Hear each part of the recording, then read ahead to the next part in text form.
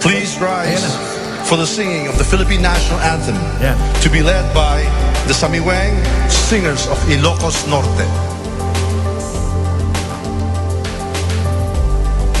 Bayang magiliw, pelos ng silanganan, alam ng puso, sa dibdib mo'y buhay. Lupang hinirang, luyan ka ng mag-ibig, sa manlulupi, ikapasisingin, sa dagat at bundok, sa siwan, sa langit mong bahaw, may nilagang tula at awit sa paglayang minamahal. Ang kislap ng watawat mo'y tagumpay na naglilinig, ang bituin at araw niyang kailan, pang may di magdidilim, lupa ng araw na hatid mo sinta, buhay langit sa piling mo. Aming hidaya na may mga api, ang mamatay ng dahil sa'yo.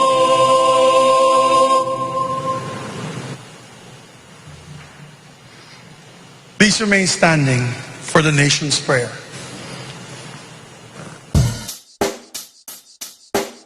Check the mic and make sure it sound right, boys.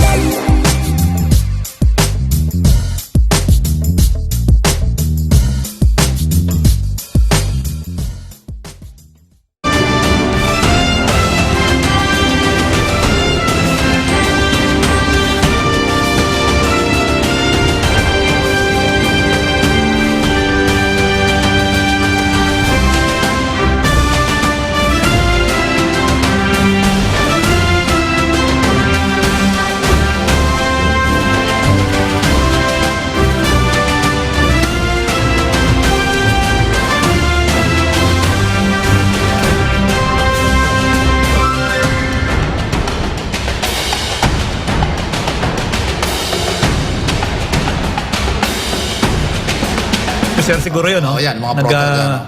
Nagkukumpas, Tumigil pa siya no? sandali. Nandun sa pinaka-main lobby. Nasa loob na po siya. Nasa loob na mismo siya ng session hall, pero parte ng session hall yung lobby yan eh. Kaya tumigil. Ayun na. So, parang Yan iba na. ngayon ha. Dati tuloy-tuloy ang presidente dyan eh. So, iba yung pagdidirect ni Mr. Soriano. Si Soriano ay yung director ang susunod dyan eh. Ayan. Kasama Aba, yan. maganda yung shot, no? Maganda yung shot, no? Okay, oh. At saka wala talagang sumabay sa kanya kahit security. Wala, oh. Talagang mag-isa siya. Maganda yung ginawa Ang ng... first family kasi nauna na eh, Oo, no? talagang wala sumabay. Yan ang maganda. Isa yan sa nakita kong bago. Ang ganda ng mga shots. Wala siyang escort. Talagang siya lang maglakad na sa loob na. Ayan, o. Ito Magandang kaliwang kanan mga cinematography kongresista. Oh, yan na yan. Congressman yan. Ayan na, tuloy-tuloy na Basta, yan. Tama. ganyan ba before na kinakamayan muna? Yes, Ganun yes. din, Oh, ganun din. Sa gitna kasi dumaan yan eh. Oh. Doon Ganun din. sa floor mismo dumaan yan. Meron pang nagmano. Ninong. Okay. So, tapos diretso na sa itaas. Doon talaga ang daan sa pinaka-main eh. Para dadaan ka dyan sa mga congressman, senador, o mga congressman para kakamayan mo yan. Oh. O yan o. Pero, Yung parang- tendency ng mga kongresista at mga senadores, pumunta po sa koridor sa gitna. Kasi dadaan ng presidente doon. Oh, yan, nasa line na ng mga senador. Ayan, si Yan, Senador oh. Villanueva na yan eh. So, ayan o, doon na. Mga senador na. Tapos diretso na yan doon sa taas. At mabilis yan, attorney ha. Pagkakit na sa taas, ang bilis na yan. Oo. Kagad-agad ay magtatrabaho yung ating bagong Senate President at saka House Speaker. At diretso na yung sauna. So, eksakto. Aabot ng eksaktong mga 4 o'clock ay magsimula yan. Pero siyempre mayroon pang national anthem, tapos mga prayer ng iba-ibang lahi, iba-ibang relihiyon. Tapos Ayan, packet ayan na. Uupo doon sa gitna Gitna yan. ng speaker at saka ng Senate President. Oo. Parehong first time itong dalawa. May Speaker at saka Senate President. Well, lahat sila. Oo. Tatlo sila. Oo, First pala time. silang tatlo. So, Oo, yun na, oo. Ayan na. Yan mo na mararamdaman ikaw, ang presidente talaga. Oo. Dahil so na ito eh. Ikaw lang talaga ang madidinig at makikita ng buong mundo. Presidente mo na unang uupo. O yan, no? Okay. Ano na ngayon? At, Nasa lupang hinirang na tayo. o yan.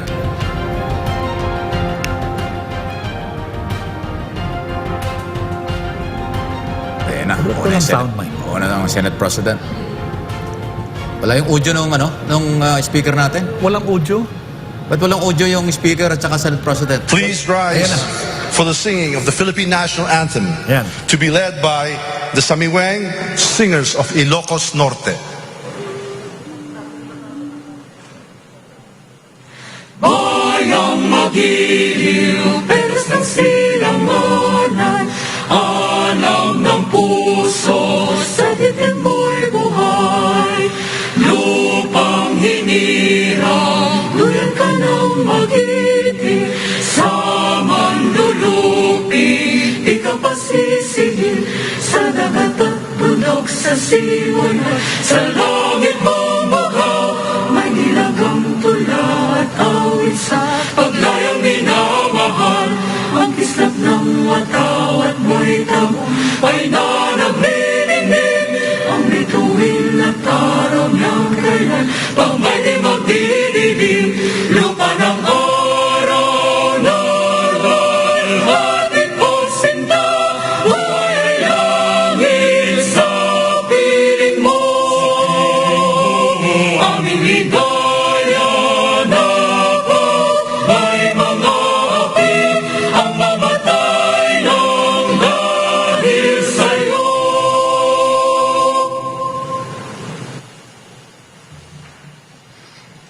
Please remain standing for the nation's prayer. Biyayaan niyo po kami, mga mamamayan at mga namumuno, ng patuloy at tumitibay na pagkakaisa, pagtutulungan at pagmamahalan bilang pagsunod sa inyong mabuti at magandang kalooban. Kasihan niyo po ang aming Pangulo at ang pangkat ng kanyang mga tagapangasiwa, ang aming mga mambabatas, ang aming mga hukom, at ang mga tagapagpairal ng katarungan, ng dalisay at ibayong kaliwanagan, karunungan, katuwiran, at katapatan sa kanilang banal na tungkulin. Patuloy niyo kaming turuan at atahayin kaming lahat na mga mamamayan at mga pinuno tungo sa dakilang pagkakaisa na magbubunga ng ibayong kapayapaan, kaayusan, kaunlaran, kasaganaan, at kasiyahan ng lipunang Pilipino.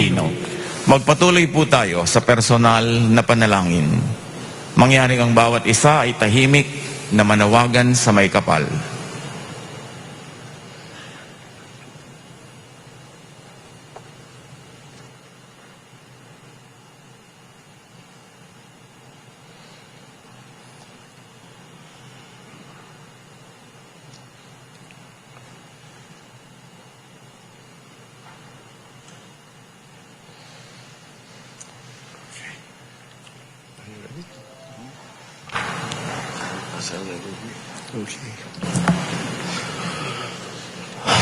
Ladies and gentlemen, honorable members of the Congress of the Philippines, His Excellency Ferdinand Romualdez Marcos Jr., President of the Republic of the Philippines.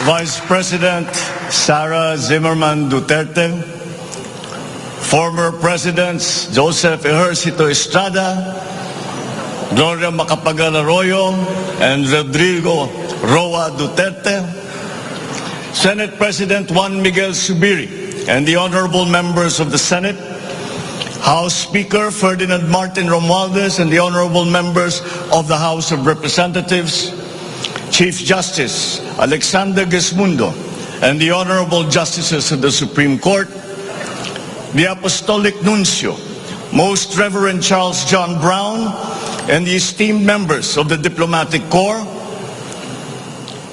the honorable members of the Cabinet, our First Lady, Luis Araneta Marcos, and our children,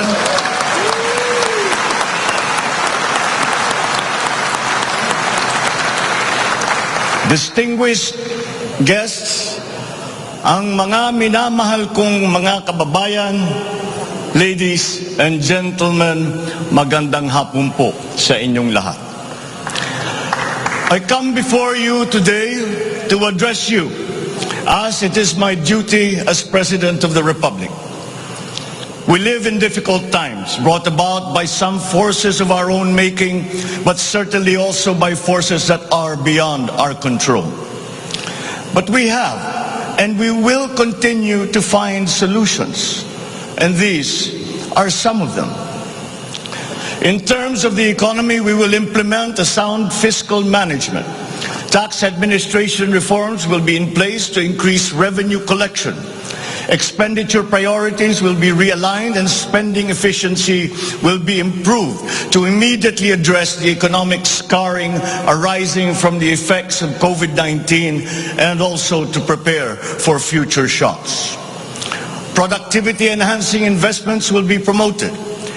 Our country must become an investment destination, capitalizing on the corporate recovery and tax incentives for enterprises, so the CREATE law, and the economic liberalization laws such as the Public Service Act and the Foreign Investments Act. Ecozones will be fully supported to bring in strategic industries such as those engaged in high-tech manufacturing, health and medical care, and all emerging technologies. This is also seen to facilitate economic growth outside of Metro Manila. Our tax system will be adjusted in order to catch up with the rapid developments of the digital economy, including the imposition of value-added tax on digital service providers. The initial revenue impact will be around 11.7 billion pesos in 2023 alone. Tax compliance procedures will be simplified to promote ease of paying taxes. We will pursue measures to determine possible undervaluation and or trade misinvoicing of imported goods. Through information and communications technology, the Bureau of Customs will promote streamlined processes. Disbursements for 2022 to 2023 will be maintained at above 20% of gross domestic product, or 4.955 trillion pesos and 5.086 trillion pesos respectively, to ensure continuous implementation of priority programs. Disbursement will further increase over the medium term from 5.402 trillion pesos, or 20.7% of our GDP in 2024, to 7.712 trillion pesos, or 20.6% of GDP in 2028. The medium-term fiscal strategy of this administration seeks to attain short-term macro-fiscal stability while remaining supportive of the country's economic recovery and to promote medium-term fiscal sustainability. Furthermore, and more importantly, fiscal policy aims to bring together the national government's resources so that these are mobilized and utilized in order to gain the maximum benefit and the high multiplier effects for our economy. Measurable medium-term macroeconomic and fiscal objectives include the following headline numbers. These are based on forecasts that are consistent with the guiding principles of coherence of strategies, policy discipline, and fiscal sustainability. 6.5 to 7.5% real gross domestic product growth in 2022. 6.5 to 8% real GDP growth annually between 2023 and 2028. 9% or single-digit poverty rate by 2028. 3% national government deficit to GDP ratio by 2028, less than 60% national government debt to GDP ratio by 2025. At least $4,256 US income per capita and the attainment of upper middle income status by 2024. The aforementioned headline goals summarize the objectives of this medium-term fiscal strategy being submitted to Congress for its adoption and concurrence to the concurrent resolution by the Senate and House of Representatives. Once adopted, the MTFF will become an anchor for the annual spending and financing plan of the national government and Congress when preparing the annual budget and undertaking related appropriation activities. It is therefore a forward-looking document that extends beyond the traditional 3-year horizon to reach 6 years, coinciding with the 6-year coverage of the Philippine Development Plan 2023 to 2028. The MTFF also promotes transparency and credible commitment to pursue the indicated socio-macroeconomic goals that optimize the government budget. Medium-term growth targets and the assumptions regarding key macroeconomic variables underpin the medium-term fiscal plan. The recent past and the COVID-19 pandemic has beset the macroeconomic environment with challenges and a series of external shocks. Inflation has accelerated in recent months due largely to significant increases in international prices of oil and other key commodities. Still, the economic growth momentum remains firm, as demonstrated by the strong 2022 first quarter GDP growth at 8.3%. However, the recovery process from the impact of the pandemic is still ongoing amid elevated uncertainty in the international economic environment. Revisions in the macroeconomic assumptions incorporate these challenges and most recent economic developments, leading to upward adjustments in the following: inflation rate for 2022 to 2023, foreign exchange rate for 2023 to 2025, and goods and services imports growth for 2022. The economy is expected to grow by 6.5 to 7.5% this year as we continue to reopen the economy while considering the recent external developments. In the first quarter alone, GDP saw an increase in household consumption and private investments, along with a robust manufacturing industry, high vaccination rate, improved healthcare capacity, and an upward trend in tourism and employment. This is expected to continue for the rest of the year. The strong economic growth is projected to be sustained and expanded further to 6.5 to 8% from 2023 until 2028. The average inflation for 2022 is projected to range from 4.5 to 5.5%, following the uptick in fuel and food prices as a result of the ongoing Russia-Ukraine conflict and the disrupted supply chains. It is slightly adjusted to 2.5 to 4.5% in 2023 and is seen to return to the target range of 2.0 to 4.0% by 2024 until 2028. Dubai crude oil price is expected to settle at 90 to 110 US dollars per barrel in 2022, 80 to 100 US dollars per barrel in 2023, and 70 to 90 US dollars per barrel from 2024 onwards, as oil supply is expected to catch up and stabilize over the medium term. The Philippine peso is projected to average between 51 to 53 pesos per US dollar in 2022 and 51 to 55 pesos per US dollar from 2023 onwards due to aggressive monetary policy tightening by the US Federal Reserve, market aversion amid the Russian-Ukraine conflict, and again, increased global oil prices.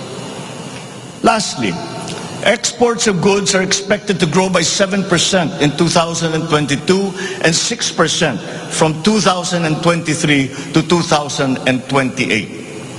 On the other hand, imports of goods are projected to grow by 18% in 2022, 6% in 2023, and 8% from 2024 to 2028. I have instructed the NEDA to coordinate with other agencies and work on the Philippine Development Plan for 2023 to 28 and to submit to me the complete blueprint and progress of its implementation not later than year-end. One of the main drivers of our push for growth and employment will be in the agricultural sector. With regard to food supply, we are confronted by a two-pronged problem. That which will hit us in the short term and that which will hit us in the long term. Tayo ay nahaharap sa mga problemang kagyat nating mararamdaman at mga hamong pangmatagalan. Ang mga suliraning agarang mararamdaman ng ating mga kababayan ay ang posibilidad ng tuloy-tuloy na pagsipa ng presyo ng pagkain at kakulangan sa supply ng ating pagkain. Upang masuportahan ang mabimili para mapanatili ang kanilang purchasing power o kapangyarihan sa pagbili. Isinapinal ng Department of Agriculture ang planong taasan ang produksyon sa susunod na panahon ng pagtanim o planting season sa pamamagitan ng tulong pinansyal at teknikal. Magbibigay tayo ng pautang habang mas ilalapit natin sa sektor ng agrikultura ang hindi gaanong mahal na farm inputs na bibilhin na ng bulto ng gobyerno. Kabilang dito ang abono, pestisidyo, mga punla, feeds, fuel subsidy at ayuda para sa mga karapat-dapat na benepisyaryo. Para sa pangmatagalang solusyon, itataas natin ang produksyon ng mga kalakal at produktong pang-agrikultura. At para magawa ito, pagtitibayin natin ang tinatawag na value chain na nagsisimula sa mga magsasaka hanggang sa mga namimili. May mga bahagi ng value chain na sa ngayon ay kanya-kanya ang operasyon. Pagtibayin natin ang koordinasyon ng iba't ibang bahagi nito. Ang pagsasaliksik para sa mga makabagong paraan at ng pagtatanim at pag-aalaga ng hayop ay masusing gagabayan ng Department of Agriculture. Ang produksyon ng farm inputs o mga kakailanganin ng mga magsasaka sa pagpapalago ng kanilang sakahan ay ating iaayon sa mga hamong dala ng climate change at global warming. Mahigpit na pagsusuri ang gagawin ng ating mga eksperto tungo dito. Ang mga pautang at financial assistance sa mga magbubukid at mangingisda ay magiging institusyon at patakaran ng aking administrasyon.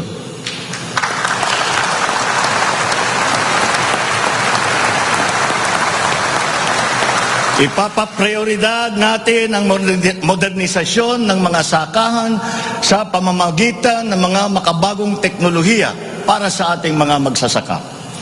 Atin palalawakin ang mga palaisdaan, babuyan at manukan. Lahat ng ito gagamitan ng siyensya para tumaas ang produksyong agrikultural.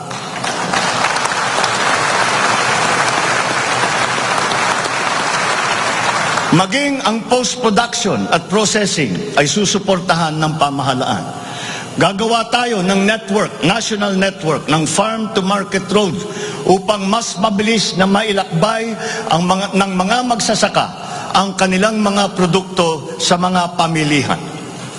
At gagawa tayo ng mga paraan upang maramdaman ng mga mamimili ang pagluluwag ng presyo ng mga produktong pagkain sa kayang halaga, gaya ng muling pagbubuhay ng mga Kadiwa Center. Hindi ito magagawa sa isang araw. Hindi magagawa sa isang buwan o isang taon lamang.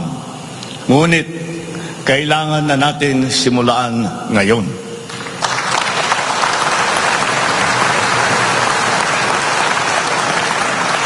Ang agrarian reform program ay dapat magpatuloy. Agrarian reform is not only about acquisition, but also about support services and distribution. To assist this, I intend to issue an executive order to impose a 1-year moratorium on the payment of land amortization and interest payments.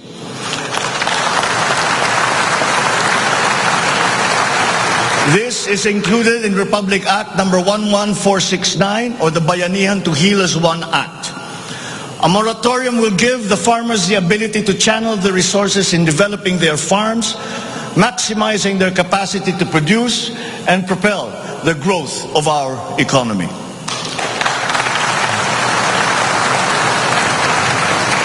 Civil society organizations also support this because it will unburden the farmers of their dues and be able to focus on improving farm productivity. Congress must also pass a law that will emancipate the agrarian reform beneficiaries from the agrarian reform debt burden, thereby amending Section 26 of Republic Act 6657. In this law, the loans of agrarian reform beneficiaries with unpaid amortization and interest shall be condoned.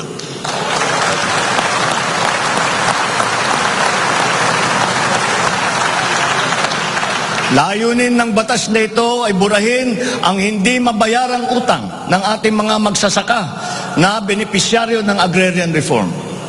Agrarian reform beneficiaries who are still to receive their awarded land under the Comprehensive Agrarian Reform Program shall receive it without any obligation to pay any amortization.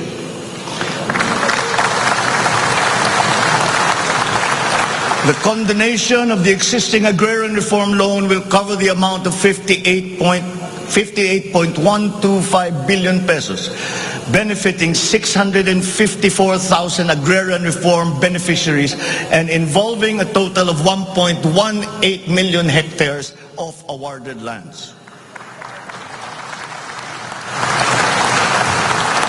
Executive Order number 75, Series 2019 requires that all government agencies, bureaus, departments, and instrumentalities to turn over agricultural lands to qualified agrarian reform beneficiaries.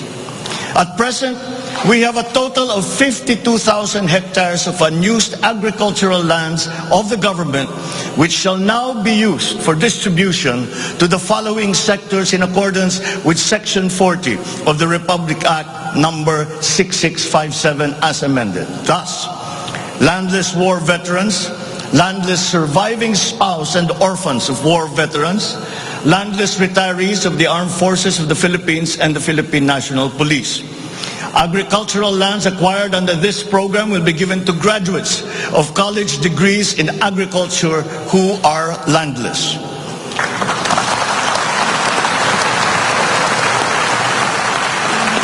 The call of the times is for the infusion of fresh and new blood in the agricultural sector. We need a new breed of farmers equipped with modern agricultural technology able to engage in sustained scientific farming that will not only increase farm yields but also resilience in the face of climate change.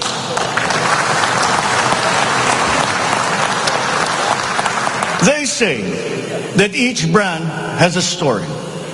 As for the Filipino brand, ours is deeply rooted in our rich cultural heritage, and the tourism sector plays an invaluable role in the promotion of the Filipino brand. Tourism is not only an important economic development tool, but the abundance of opportunities that the sector creates in terms of regular employment and even job creation at the grassroots level is undeniable. To boost our tourism industry, we will first and foremost make basic developments, such as road improvements for easier access to tourism spots. We will also upgrade our airports and create more international airports to help decongest the bottleneck in the Manila airport. We will also make it more convenient for travelers to go around the country, even to remote areas, to help promote undiscovered tourist spots. This program will be led by the Department of Tourism together with the Department of Public Works and Highways.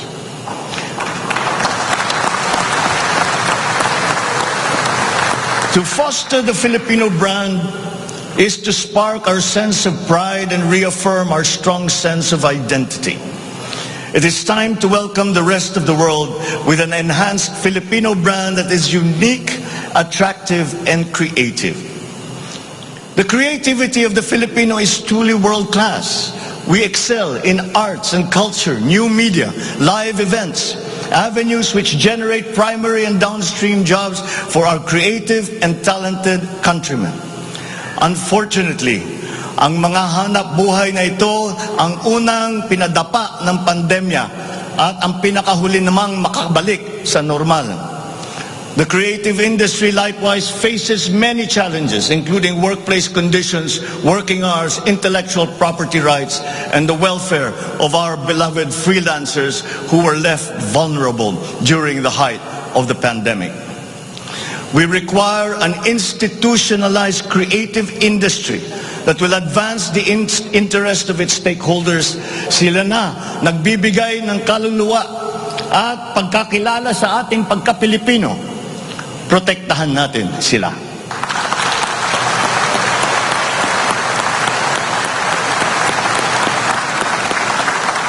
The Department of Social Welfare and Development has a large part to play in all of this. Magpapatuloy ang ating pagkalinga sa ating mga kababayan na lubos na nangangailangan. Hindi po natin sila pababayaan. Mangunguna sa pag-aagapay sa kanila ang Department of Social Welfare and Development. Utos ko sa DSWD ang mabilis na pagtugon sa pangangailangan ng mga biktima ng kalamidad at mga iba't ibang krisis. Ang mga field office nila ay inatasan na maagang maglagak ng family food packs at non-food essentials sa mga LGU bago pa man manalasa ang anumang kalamidad.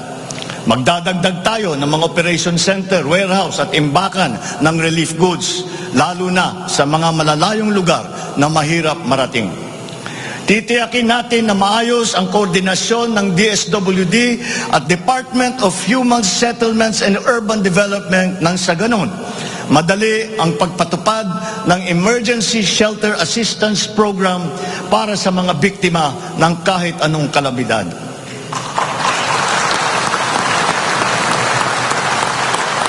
Pagtitibayin pa natin ang komprehensibong programang Assistance to Individuals in Crisis Situations o ang ating tinatawag na AICS para may parating ang tulong sa mas maraming biktima.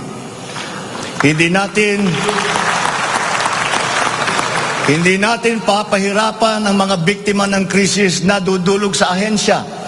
Gagawin nating simple ang proseso ng paghingi at pagparating ng tulong. Dahil hindi naman dapat dinadagdagan pa ang hirap ng nararanasan ng ating mga mamamayan. Upang matiyak na mapupunta sa kwalipikadong mga pamilya ang tulong na pamahalaan sa pamamagitan na 4Ps o Pantawid Pamilya Pilipino Program, titiyakin natin na malilinis ang listahan ng benepisyaryo.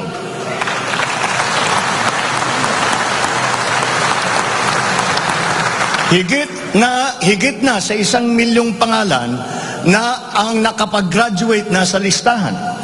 At nagagalak akong mabatid na sila ay nakakatayo na sa kanilang sariling paa.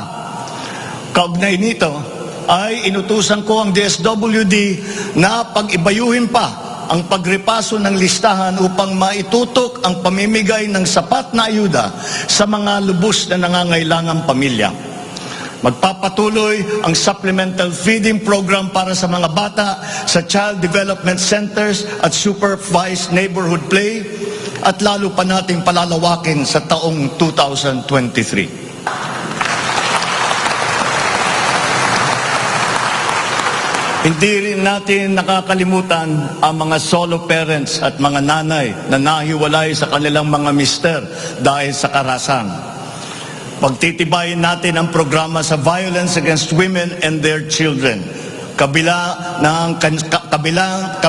ang counseling para sa mga biktima, katuwang ang ating mga LGU. Tiyakin natin na sapat ang pondo sa halos 70 residential care centers at 7 non-residential care centers para sa vulnerable sectors at persons with disabilities na sumisilong dito. Sa ating sitwasyon ng pangkalusugan, nariyan pa rin ang banta ng COVID-19. Lalo't may mga nadidiscovering bagong variant ng coronavirus. Pero hindi na natin kakayanin ang isa pang lockdown. Wala na tayong gagawing lockdown.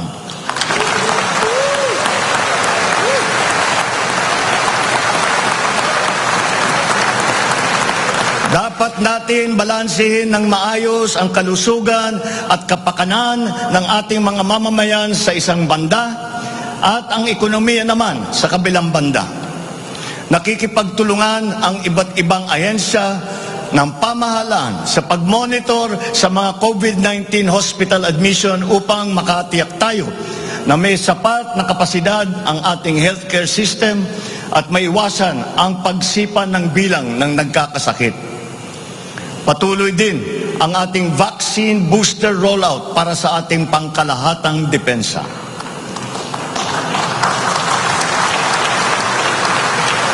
Sa ganitong paraan, kahit pa tumaas muli ang bilang ng mga COVID cases, mananatiling mababa ang bilang ng mga maospital at bilang ng mga namamatay. Sa pamamagitan nito, unti-unti rin tayong masasanay na nariyan ang virus pero hindi na seryoso ang banta sa ating buhay. Iaayon natin ang ating mga health protocols sa kung ano ang ating pangangailangan sa paglipas ng panahon at lalo pang iibayuhin ang kooperasyon kasama ang pribadong sektor upang tumaas pa ang kumpiyansa ng mga mamumunuhan nang sa gayon ay bumalik na tayo sa full capacity, lalo-lalo na ang ating mga negosyo.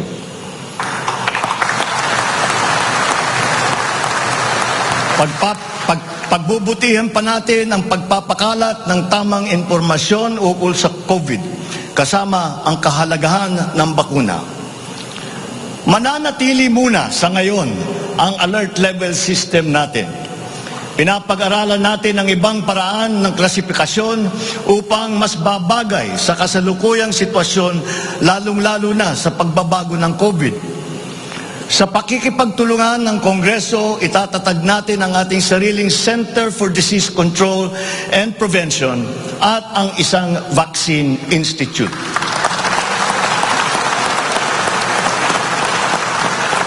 Magtatayo tayo ng dagdag na mga health center at ospital. But beyond the issues that the pandemic has brought, the need for a stronger healthcare system is self-evident. We must bring services, medical services to the people and not wait for them to come to our hospitals and healthcare centers. Napakinabangan natin ng gusto ang malalaking specialty hospital gaya ng Heart Center, Lung Center, Children's Hospital at National Kidney and Transplant Institute. Kaya maliwanag na hindi lang dapat dito sa National Capital Region kundi maging sa ibang parte ng bansa.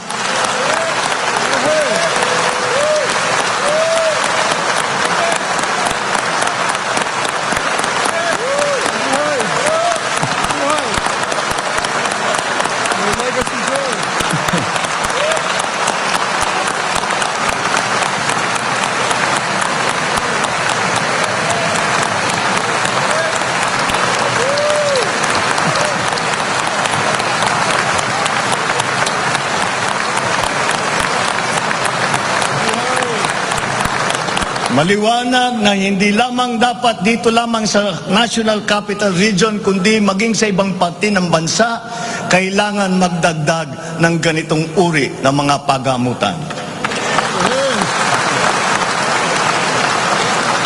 Bukod dito, upang mailapit natin ang healthcare system sa taong bayan, nang hindi sila kailangan pumunta sa sentro ng kanilang bayan, lalawigan o region, ay maglalagay tayo ng mga clinic, mga RHU, na pupuntahan ng mga doktor, nurse, midwife, medtech, isang beses, dalawang beses sa isang linggo. Nang sa ganun, magiging mas madali sa may karamdaman na magpapagamot nang hindi na kailangan magbiyahe ng malayo.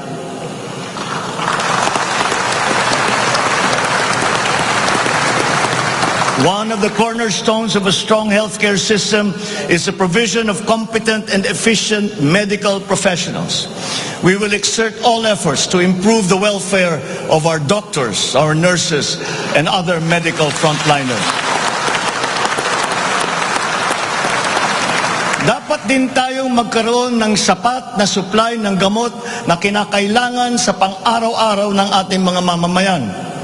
Sinimulan ko na ang pakikipag-usap sa mga kumpanya ng gamot dito sa Pilipinas at sa ibang bansa.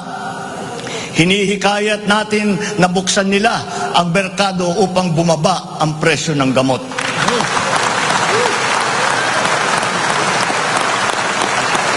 Halimbawa, kung mas marami ang mas murang generic o hindi branded na gamot sa merkado, mas bababa rin ang presyo dahil sa kompetisyon. Ang Department of Trade and Industry ay nakikipag-usap sa mga interesadong manufacturer ng generic drugs na papasok sa ating bansa. Inuutusan ko naman ang Philippine Competition Commission na pantay-pantay dapat at walang kartel sa hanay ng mga pharmaceutical companies.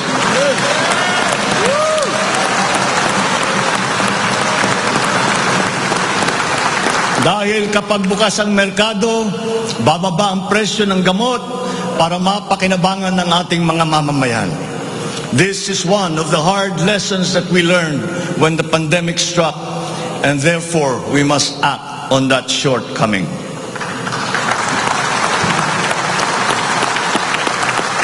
In the educational sector, I believe it is time for our children to return to full face-to-face classes once again.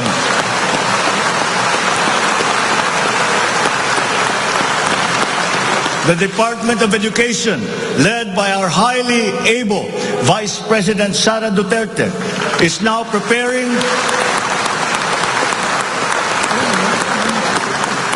preparing for its implementation in the upcoming school year with utmost consideration for the safety of students as we are still in the middle of the COVID-19 pandemic. We must ensure that our classrooms are safe for teachers, for students, and the entire academic community when they return to face-to-face classes. We continue to encourage everyone to get their booster shots in preparation for the resumption of in-person classes. This is one of the reasons I have directed the Department of Health and the Department of Interior and Local Government to undertake another rollout of booster shots.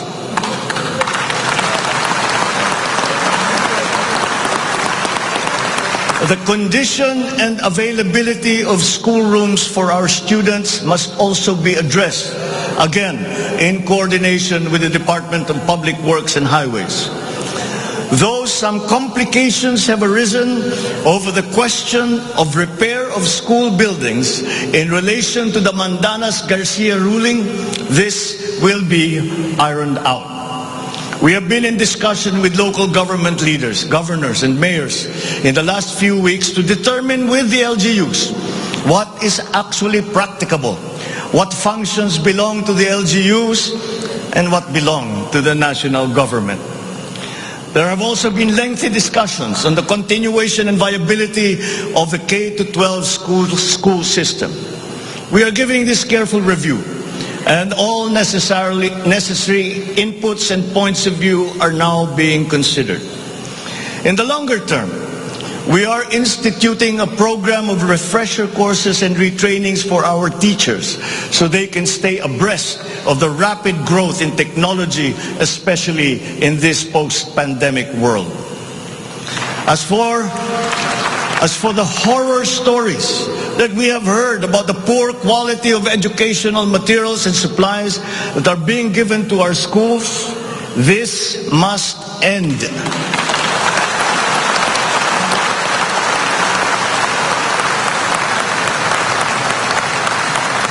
Our children must always be equipped with the best that we can provide.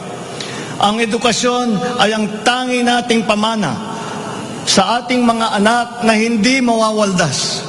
Kaya anumang gastusin sa kanilang pag-aaral ay hindi tayo nagtitipid. Hindi rin tayo nagtatapon. And once again, I am not talking about history or what is being taught. I am talking about materials that are necessary for effective teaching in this day and age. Children now need connectivity to the internet. They need devices to use. They need computers, educational tools.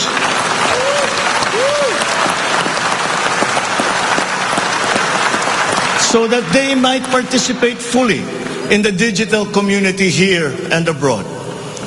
We must do better in the international rankings, especially when it comes to the so-called STEM subjects: science, technology, engineering, and mathematics. These skills, this knowledge, are necessary for our young people to be able to compete in a highly technological and competitive world. The raw talent is there in our young people. It is up to our educational system to develop and to refine that great pool of talent.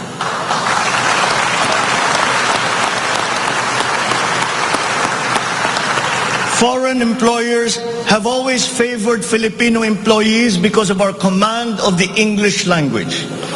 This is an advantage that we must continue to enjoy. The internet has now become the global marketplace, not only for goods, services, but also for ideas, even extending to our own personal interactions. And the language of the internet, for better or for worse, is English. Therefore, the question of our medium of instruction must be continuously re-examined to maintain that advantage that we have established as an English-speaking people.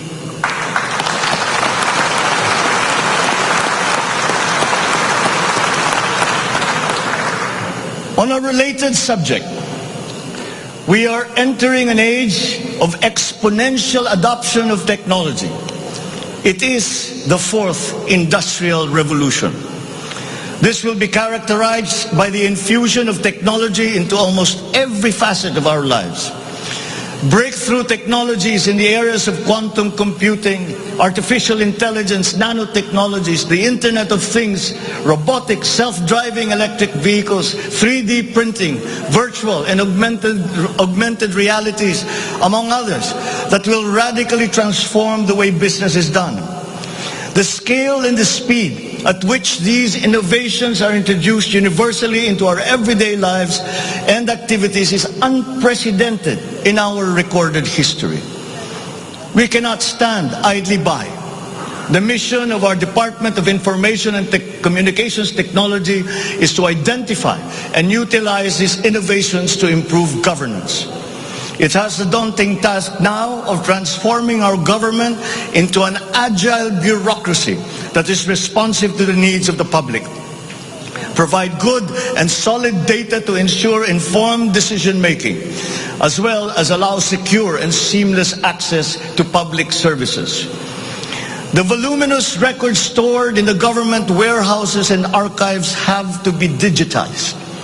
Those that are already stored in various inventories of data should be harmonized and shared across departments and agencies. Needless to say, these have to be kept in large data centers that are secure yet accessible. The national ID will play an important part in this digital transformation.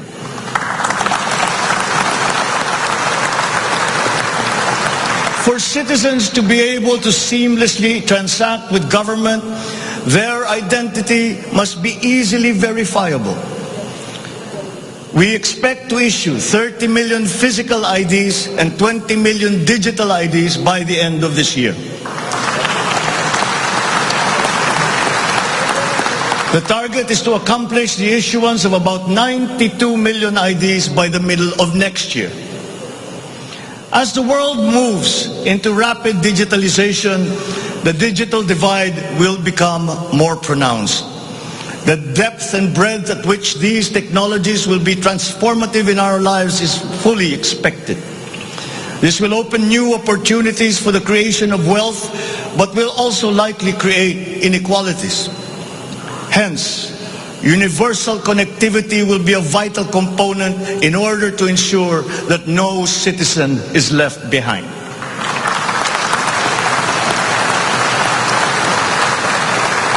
I have therefore tasked the DICT to deploy digital connectivity across our various islands.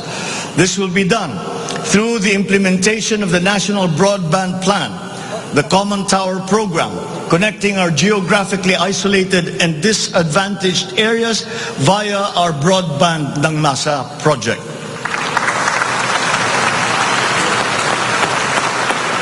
All relevant modes of digital transport should be utilized. These may be through a combination of terrestrial or submarine fiber optics, wireless, and even satellite technology. As our Public Service Act has opened the doors and removed the restrictions on foreign investment, we foresee an increase in direct investment of overseas players. This will translate into better quality, availability, and affordability of telecommunication services all over the country. We come now to infrastructure. The backbone of an economy is its infrastructure. The infrastructure program of the Duterte administration must not only continue, but wherever possible, be expanded.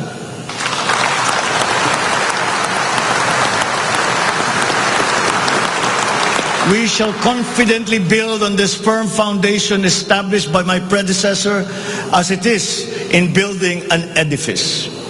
We must keep the momentum and aspire to build better, more. Necessarily, infrastructure development will remain a very high priority in our drive for growth and employment. Once again, I will not suspend any of the ongoing projects, as those have already been shown to be of benefit to the public that they serve.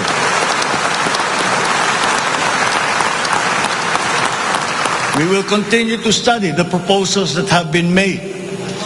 Infrastructure development spending will be sustained at 5 to 6% of GDP.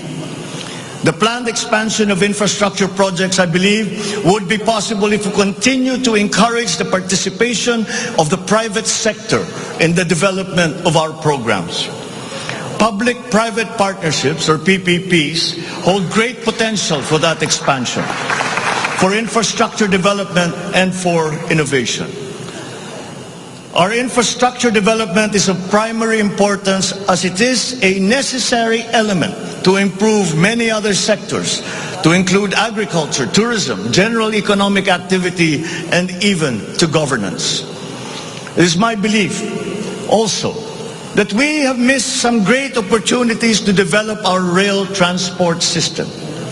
It is clear in my mind that railways offer great potential, as it continues to be the cheapest way of transporting goods and passengers.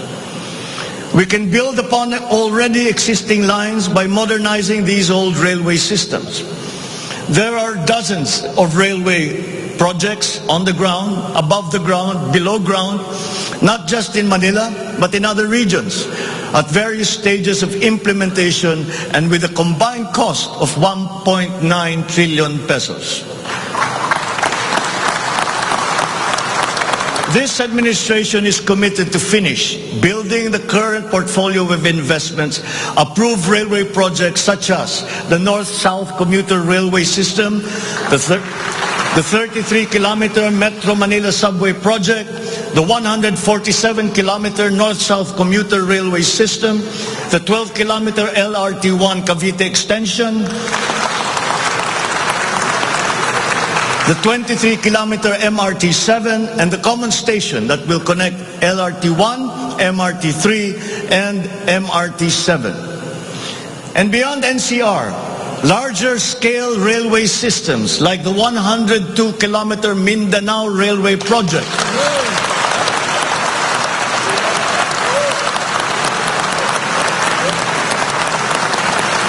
the Panay Railway Project, and the Cebu Railway System will be integrated as a vital part of our transport and communication systems. We will also continue to improve our roads and transportation systems in key cities throughout the country through various projects such as the Cebu Bus Rapid Transit, Davao High Priority Bus System, Ilocos Norte Transportation Hub, the El Nido Transport Terminal.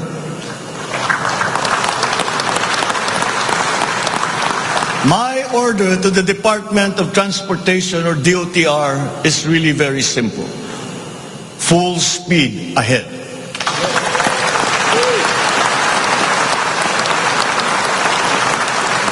Improving our railway system along with modernizing existing airports and seaports will maximize our strategic location in the Pacific and connect our many islands. A key sector in our transformation plans is that of energy. Another fundamental requirement for growth and increased employment will be the availability of cheap, reliable energy. This even comes under the category of ease of doing business. If we are to attract investors, both local and foreign, to set up shop here in the Philippines. At present, our demand for energy far exceeds our reliable supply. We must increase the level of energy production. We must look at every possible option that would be appropriate for the Philippine situation. There is some room to expand our present power supply through existing power sources, but this is only to a very limited extent. We must build new power plants.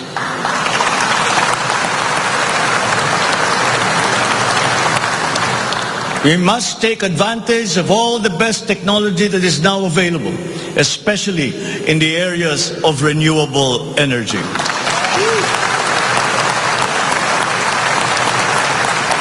Our search for new power sources should always be with an eye to improving the mix of the energy supply between traditional and renewable sources. The technology on renewable energy is progressing rapidly, and many of these technologies are appropriate for the Philippines. We have already begun windmill power. We are now expanding very quickly our solar power production.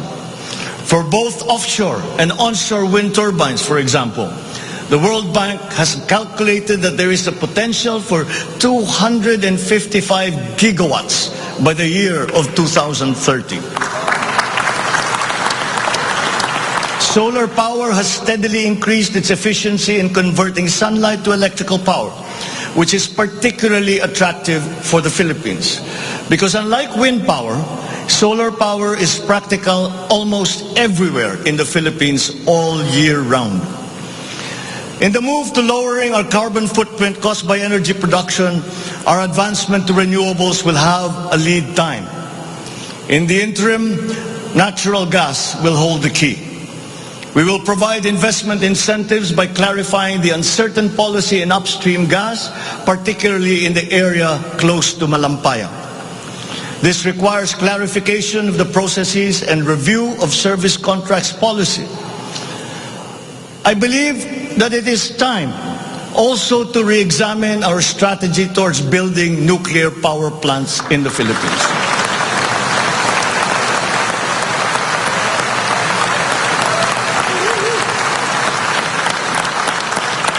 We will comply, of course, with the International Atomic Energy Agency regulations for nuclear power plants as they have been strengthened after Fukushima.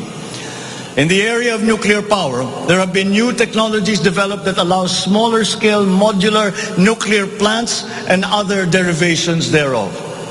Once again, PPPs will play a part in support as funding in this period is limited. Furthermore, we must examine the entire system of transmission and distribution for the purpose of finding ways to lower the price of energy to the consumer and to industry. We must expand the network of our transmission lines while examining schemes to improve the operation of our electrical cooperatives. All this in aid of reducing energy costs, especially but not limited to households. All this impetus for development and growth we undertake within the context of accelerating climate change and extreme weather conditions. Though we are a minor contributor to climate change globally, we have the unfortunate distinction of being one of the most vulnerable countries to the effects of climate change. For the welfare of our people, it is incumbent upon us to alleviate the effects of that vulnerability. The use of renewable energy is at the top of our climate agenda.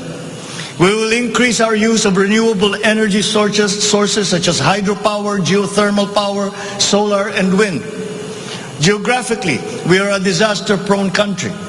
Capacity building for our natural disaster resiliency is therefore a must. Investment in science and technology is imperative to enable us to have accurate weather forecasts and on-time disaster alerts. Studies show that already now, many areas in the Philippines are at high risk from the rise in sea levels brought about by the increase in global temperature. We must adapt to this phenomenon with disaster-proof planning for our communities. We will also look into the precarious freshwater supply situation in the country, especially in our urban areas. Many of our water supply systems date back to the 1950s, and they must now be rehabilitated and improved.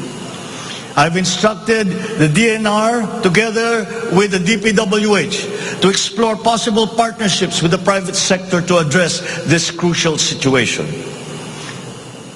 The Philippines has excellent laws on the environment, but we have to guarantee that these laws are properly enforced. And this will require a great deal of coordination and cooperation between concerned government agencies and private stakeholders. Companies who exploit our natural resources must follow the law. We all have the responsibility to preserve this earth, for we are but custodians, and we will pass on this great treasure to future generations.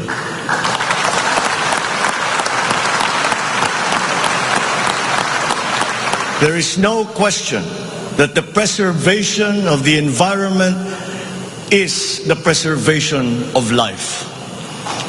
If we cannot mitigate climate change, all our plans for the economy, all our plans for our future will be for naught. Bawat Pilipino sa ibayong dagat na nagsasakripisyong lisanin ang kanyang pamilya sa Pilipinas upang maghanap buhay ay nararapat lamang magkaroon ng pamahalaang matatawag nilang tahanan habang nasa ibang bayan. Ito ang papel na gagampanan ng kagawaran ng manggagawang mandarayuhan o Department of Migrant Workers matapos itong ideklara bilang ganap na ahensya ng gobyerno ng isang taon. Ang kagawarang ito ang magsisilbing kanlungan ng ating mga kababayan sa gitna ng mundong walang kasiguruhan at mahigpit na kompetisyon. Ito ang maglalatag sa kanila ng mga oportunidad. Titiyak na ang kanilang mga hanap buhay ay tugma sa kanilang mga kasanayan. Maninigurong akma ang sahod at maayos ang kalagayan sa kanilang mga kumpanya at mga ngalaga sa kanilang mga pamilya habang sila ay nasa malayo.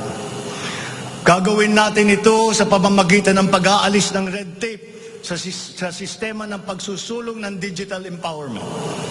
We shall automate the verification of contracts and issue secure overseas employment certifications that you can keep on your smartphone. I call on the Department of Migrant Workers and the DICT to make this a top priority.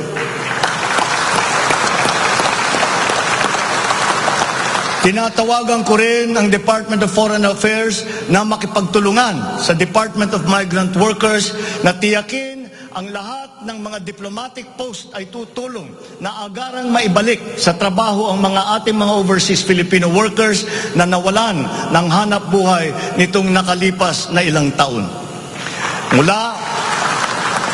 Mula sa 3 buwan ay gagawin na lang nating 3 linggo para sa isang dayuhang employer na iproseso ang mga papeles ng Pilipinas ng Pilipinong nais nitong kunin bilang empleyado. Aatasan din natin ang kagawaran ng gawing simple ang komplikadong handbook ng mga tuntunin at regulasyon para sa mga OFW. Nang sa gayon ay maging malwan ang mga transaksyon may kinalaman sa kanilang pangingibang bansa.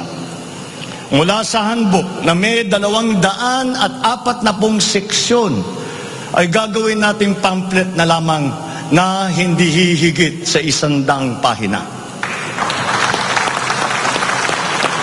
Mahirap na nga ang buhay. Kaya naman, ayaw pa natin makitang lalo pang nahihirapan ang ating mga manggagawang mandarayuhan sa pagtupad sa kanilang mga pangarap. Para sa mga kababayan nating naiipit sa kaguluhan, inaabuso at nanganganib ang buhay, ikinagagalak kong sa ilalim ng aking pamumuno ay ilulunsad natin ang One Repatriation Command Center o ORCC. Ilalaan natin ang isang social media platform ng Department of Migrant Workers at ang hotline upang matulungan agad at maligtas sila mula sa mas higit na kapahamakan. Noon, nangungutang pa ang isang ina ng bawat OFW upang sumakay ng barko para pumunta sa Maynila at mangatok sa iba't ibang ahensya para mapauwi ang anak na inaapi. Ngayon, kami na ang tatawag sa mga magulang ng OFW para sabihin sa kanila ang petsa kung kailan nila mayayakap at makakapiling ang kanilang mga anak.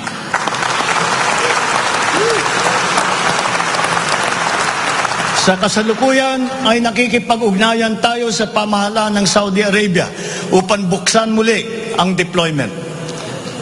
Kaya natin at gagawin natin ang makipagnegosasyon na mabigyan ang ating mga kababayan doon ng tamang pasahod at mapangalagaan ang kanilang karapatan at kapakanan.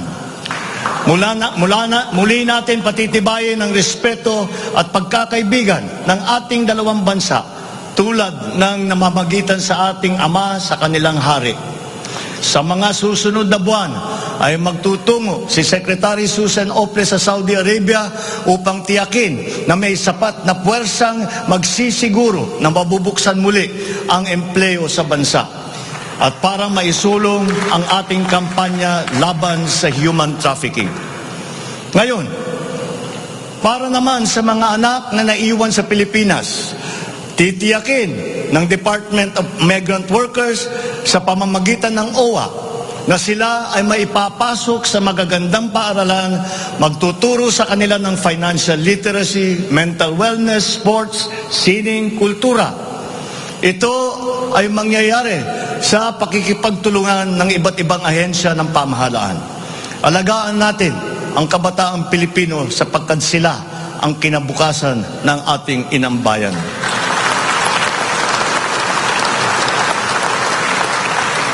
Sa ating mga kababayan na nasa ibang bansa, you deserve a home in government. Not only for the money that you send home, but you are not cold tools of the economy. You deserve it for your sacrifices for our country and your perseverance and excellence in the global arena. You OFWs represent the fighting faith of the Filipinos as a nation and as a people.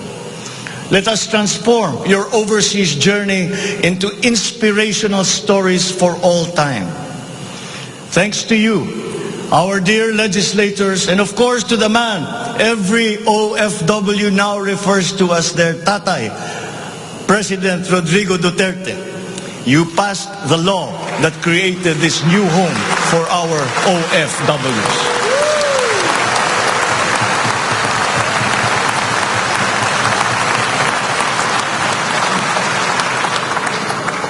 On the area of foreign policy, I will not preside over any process that will abandon even 1 square inch of territory of the Republic of the Philippines to any foreign power.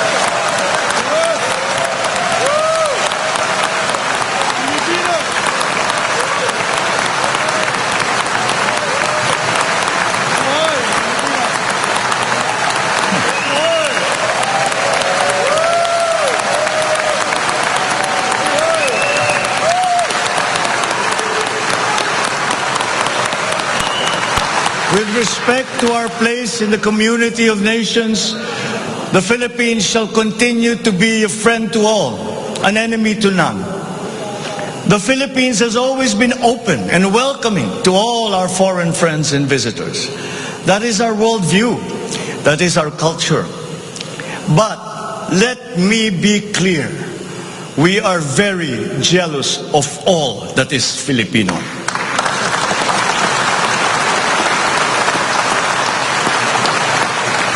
We will be a good neighbor, always looking for ways to collaborate and cooperate with the end goal of mutually beneficial outcomes. If we agree, we will cooperate and we will work together. And if we differ, let us talk some more until we develop a consensus. After all, that is the Filipino way. But we will not waver. We will stand firm in our independent foreign policy with the national interest as our primordial guide.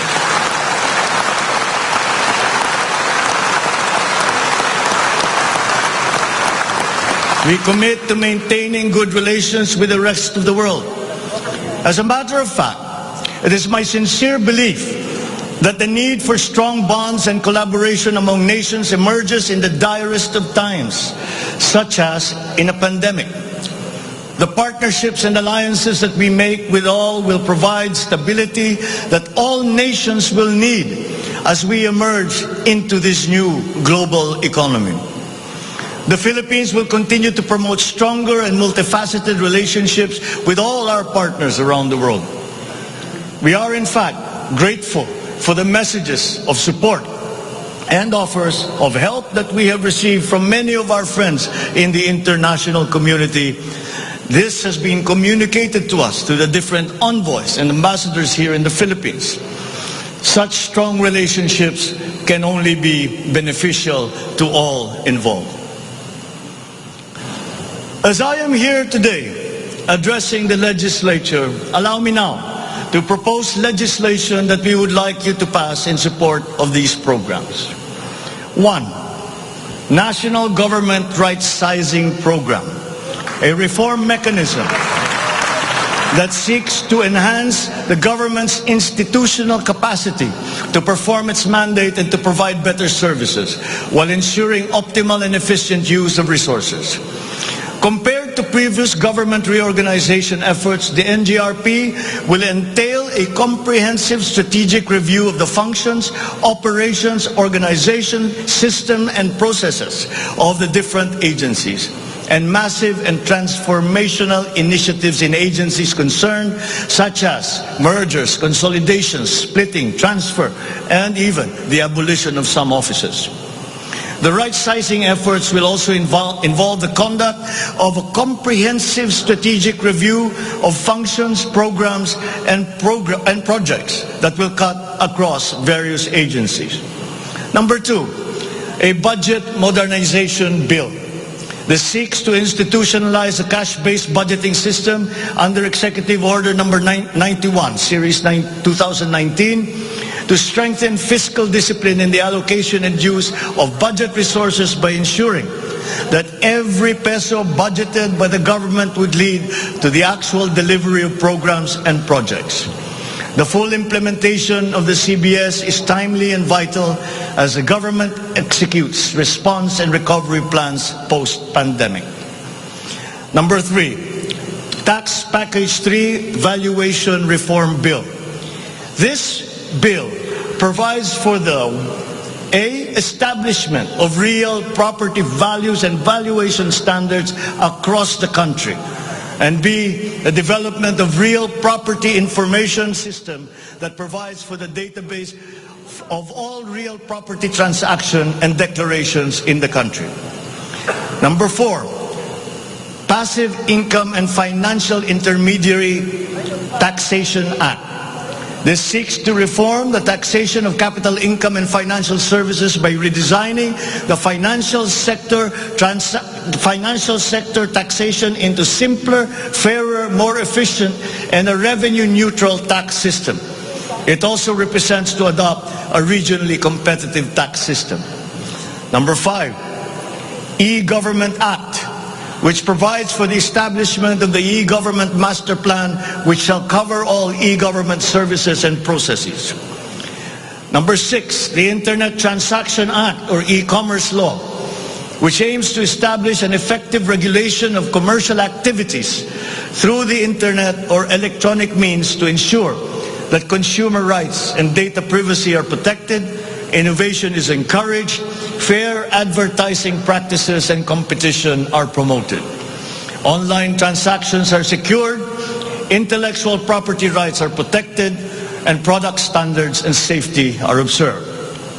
Number 7, Government Financial Institutions Unified Initiatives to Distressed Enterprises for Economic Recovery. This seeks to provide financial assistance to distressed enterprises critical to economic recovery through programs and initiatives to be implemented by the Land Bank of the Philippines, the Development Bank of the Philippines, and the Philippine Guarantee Corporation for purposes of addressing liquidity or solvency problems of MSMEs and strategically important industries to encourage their continued operation and maintain employment. Number 8, the establishment of a Medical Reserve Corps.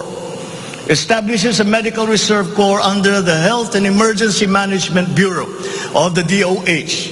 The MRC shall be composed of licensed physicians, medical students who have completed their 4 years of medical courses, graduates of medicine, registered nurses, licensed allied health professionals.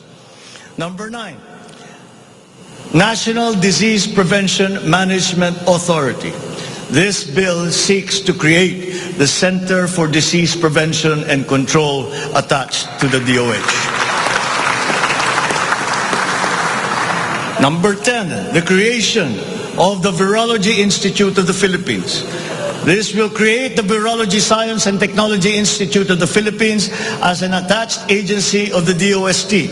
All offices and units under the DOST with functions related to virology shall now be transferred to the Virology Institute of the Philippines. Number 11, the Department of Water Resources. This seeks to create the Department of Water Resources and adopts the Integrated Water Resource Management as the strategic framework for national water management, policy making, and planning. Number 12, Unified System of Separation, Retirement, and Pension.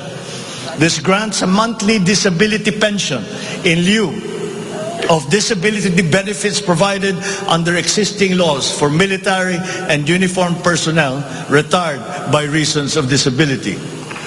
Number 13, the E-Governance Act. It promotes the use of internet, and other ICT to provide opportunities for citizens. Number 14, the National Land Use Act.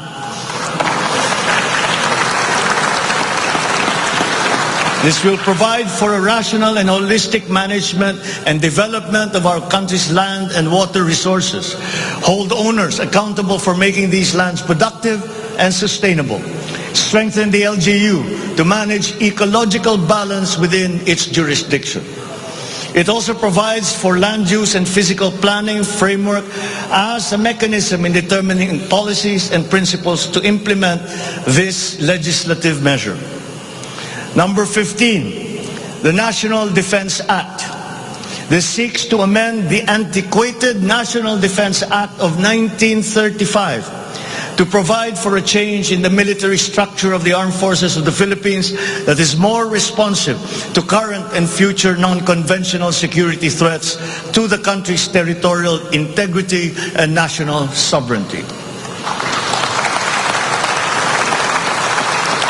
Number 16, Mandatory Reserve Officers Training Corps and National Service Training Program. This seeks to reinstitute the ROTC program as a mandatory component of senior high school programs, grades 11 and 12, in all public and private tertiary level educational institutions. The aim is to motivate, train, organize, and mobilize students for national defense preparedness, including disaster preparedness and capacity building for risk-related situations. Number 17, enactment of an enabling law for the natural gas industry. This seeks to foster the development of the midstream natural gas industry in a bid to strengthen Philippine energy security by diversifying the country's primary sources of energy and promoting the role of natural gas as a complementary fuel to variable renewable energy. Number 18, amendments to the Electric Power Industry Reform Act, or EPIRA. This aims to improve the implementation of the law's provisions and enhance its effectiveness to address the high cost of electricity, alleged market collusion, and insufficient power supply. The bill seeks to restructure the Energy Regulation Commission to foster accountability and improve the Commission's government system that would ensure consumer protection and in enhancing competitive operation of the electricity market.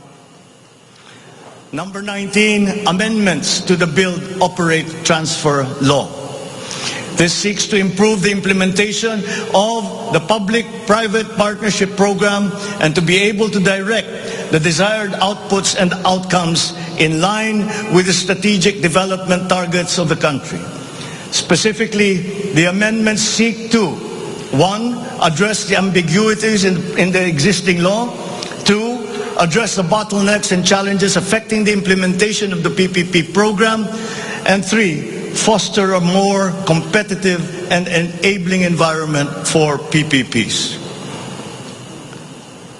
To my fellow Filipinos, ang aking mga minamahal na kababayan, batid ko na hindi madali ang ating pinagdaraanan sa nakaraang higit na 2 taon. Alam ko rin na ang bawat isa sa inyo ay ginagawa ang lahat ng inyong makakaya upang patuloy na harapin ang lahat na pagsubok sa kasalukuyan. I do not intend to diminish the risks and the challenges that we face in this turbulent time in global history. And yet, I see sunlight filtering through these dark clouds. We have assembled the best Filipino minds to help navigate us to this global crisis that we are now facing. We will endure. Let our Filipino spirit ever remain undimmed.